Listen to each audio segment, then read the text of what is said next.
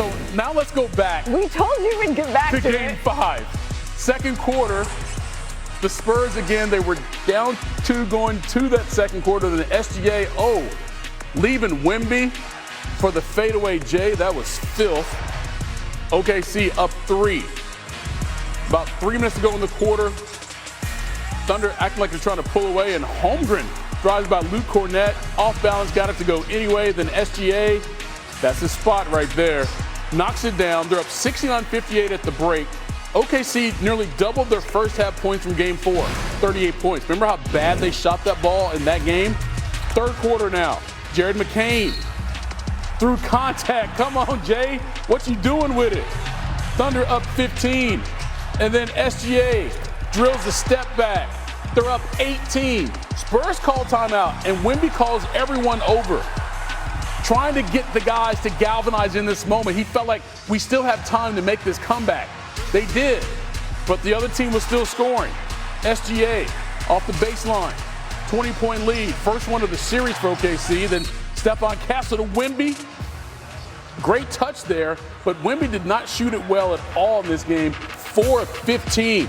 Spurs are down 18. Now it's just an 11-point game. Devin Vassell in the corner.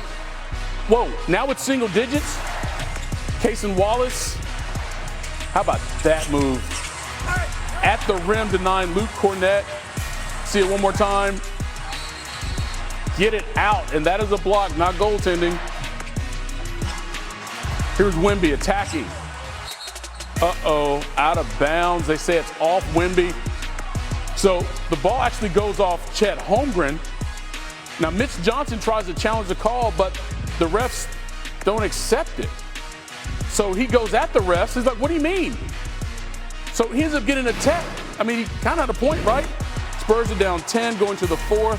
SGA, McCain in transition, bucket. How good has he played in this series? There's a triple from SGA, no. Guess who it is? McCain. Thank you, sir. May I have another? 20 points in his first career playoff start. Thunder up 15, then SGA.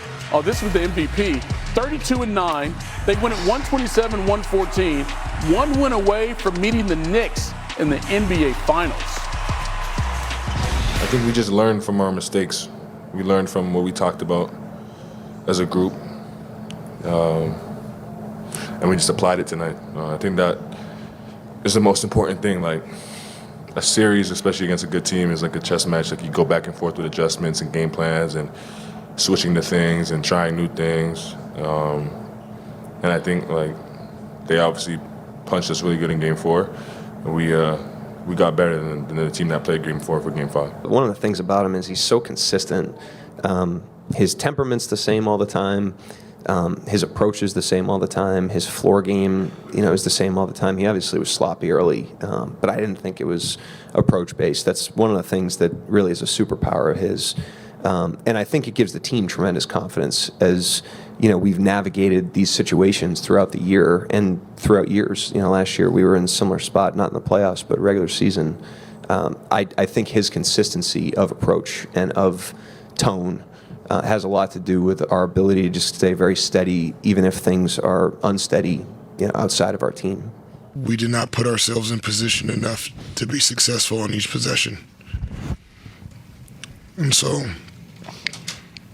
to beat a team of this caliber in their building, what's the stakes will need to be a lot better to give yourself a chance. How did you think Victor played, and can you do more to get him going? We're going to need to. He's got to take more than 15 shots, even with the free throws. And, yeah, he's going to have to score more than 20 points for sure. He's going to probably have to make more than 4 shots as well. Hello, Kendrick Perkins. More on that Wemby thing. He was 4 of 15. We already heard that. But that dude made 1 field goal in each quarter. 1, that is. Is it a matter of Wemby is out of gas, or did OKC just do something absolutely amazing and tremendous to make his life miserable? Well, it's a combination of a lot of things. Number one, I can't believe I'm about to say this, but Wemby got punked tonight. He got punked. Isaiah Hartenstein, I played him on both ends of the floor. That's number one. Number two, I hate watching Wemby play when he comes into games and he settled for jump shots. He forgot that he was a big man first with guard skills. When he plays with force and he's in attack mode, this team, the Spurs are unbeatable. But I thought tonight the Thunder, Isaiah Hartenstein, Jalen Williams, they did an excellent job from the start to finish of keeping the body on him, playing physical with him, and throughout the course of the game, we started to see for the first time that Wemby looked tired. He didn't have his legs, and that's because of the physical play by the two centers, the big men for the Oklahoma City Thunder. You know, look, SGA is the dude in OKC, and deservedly so. Two-time MVP, he does all the things. But what has been so clear during their run is that they've got guys on any given night, Perk, can drop up and give you 20. I mean, Jared McCain did it tonight. You don't have Jalen Williams again, but all of a sudden Alex Caruso gives you 22 and 6. What is it about their collective roster that enables somebody to be there when they need them? Well, first of all, they got a coach that actually could coach. Kenny Atkinson might need to take notes, okay? Whoa. Dagnall threw Jared McCain up in the starting lineup. That's number one. We know that SGA is going to get his 30 every now and then or every night. And the big man, Chet and Isaiah Hartenstein, both had double-doubles. But the best player on the Thunder in this series has been Alex Caruso. He has been the Swiss Army knife. He will cut you everywhere but loose, and he has been playing outstanding basketball this entire conference finals on both ends of the floor. To me, I thought the Spurs came out the gates. They were in attack mode, and all of a sudden, Alex Caruso, the heart and soul of this team, came into the game and changed the whole dynamic of this game. He gave OKC life. He gave them belief. He gives them hope. Whatever words you want to name down a dictionary that lift someone up, that's Alex Caruso. He has been unbelievable. And Eves and Nicole, I said this last week and I'm going to say it again. He is a top 5 role player in NBA history. Oh, that's big stuff right there. Spurs is real. Yeah. Spurs got to make it happen in Game 6 Thursday in San Antonio, or they will be eliminated. We got more from Perk coming up. More on the Cavs. Kenny Atkinson called it. City with our Tim McMahon, who's covering the Thunder. Howdy, Tim. So let's start with Jalen Williams. What more can you share about his injury and his status for tonight? Howdy, Christine. As you said, same as the last couple games in the sense that he's listed as questionable. They did change the designation from a left hamstring soreness to injury management of the strain that, of course, he suffered in the second playoff game of the first round against the Phoenix Suns. Now, he'll go through his pregame routine here in about an hour or so.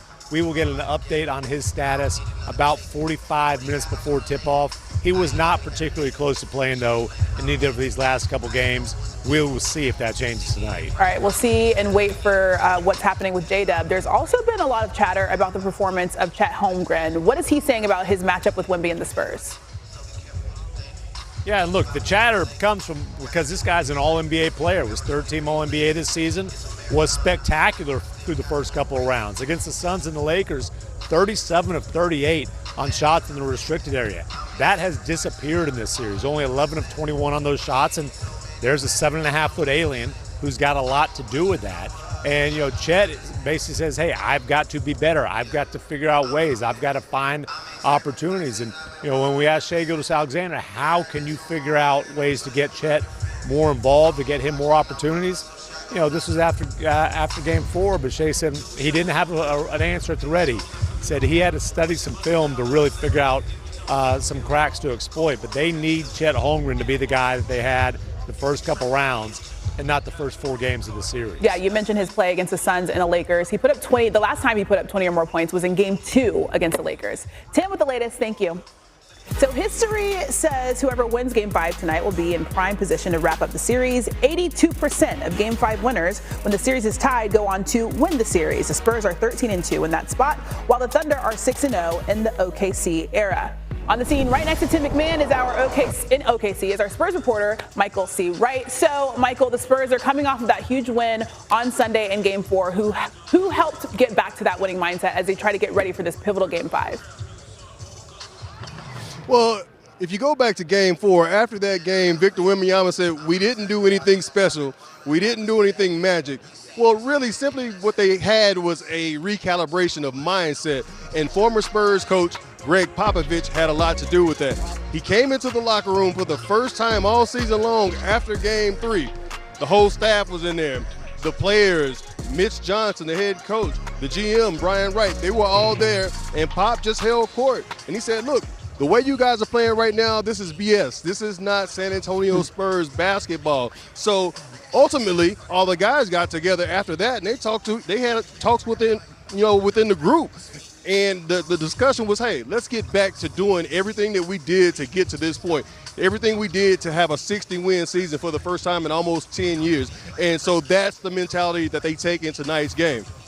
All right, got to leave it up to Pop to light that fire under their behinds. Last time these two teams met in a Game 5 was way back in 2014. OKC won that one. Michael, thank you.